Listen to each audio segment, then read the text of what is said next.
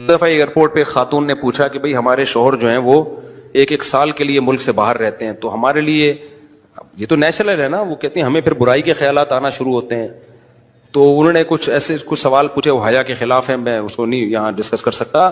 میں نے ان سے کہا میاں کے علاوہ آپ کے پاس کوئی راستہ نہیں ہے اپنی خواہش پوری کرنے کا. تو وہ کہنے لگے پھر ہم کیا کریں، میاں بھی مجبور ہے. وہ کہہ رہے ہیں میں کیسے، اور اپنے ساتھ رکھ نہیں سکتا میاں، کیونکہ جو ہے وہ اس کے پاس اتنی تنخواہ نہیں ہے کہ بیوی کو رکھ سکے. تو چند کیس ایسے ہوتے ہیں. اصولی طور پر تو میاں کو چاہیے اللہ پہ توکل کرے، غریب بھی ہے نا اپنے ساتھ اپنی بیوی کو رکھے. کوئی بات نہیں، میاں بیوی دونوں روکھی سوکھی مل کے کھا لیں گے، کم پہ گزارا کر لیں گے. جو بیویوں کو چھوڑ کے ایک ایک سال دو سال کے لیے باہر جاتے ہیں، یہ شریعت میں بالکل پسندیدہ نہیں ہے. اللہ نے بیوی کو صاحبہ کہا ہے، ساتھ رہنے والی. مجھے وزیر آباد میں 1 مہینہ رہنا تھا، یہ بات ہوگی 2006 یا 2007 کی. انہوں نے کہا کہ 1 مہینہ آپ نے یہاں اسٹے کرنا ہے. بیانات کے سلسلے میں نا مسجد 1 مہینے کے لیے میرے حوالے کی تھی. تو میں نے کہا بھائی میں تو بیگم کے بغیر 1 مہینہ نہیں رہ سکتا، بچے بھی تھے میرے.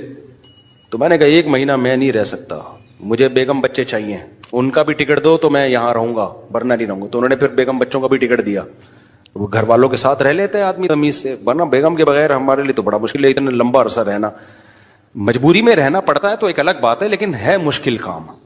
چاہے کتنے بھی آدمی کے میاں بیوی میں جھگڑے ہو نا، نہیں رہ سکتا بھائی.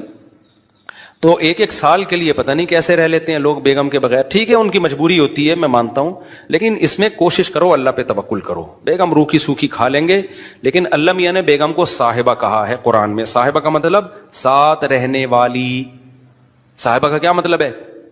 ساتھ رہنے والی. تو اس کا مطلب جب شادی ہو گئی تو وہ پھول ترو کی طرح تمہارے ساتھ چپک گئی ہے.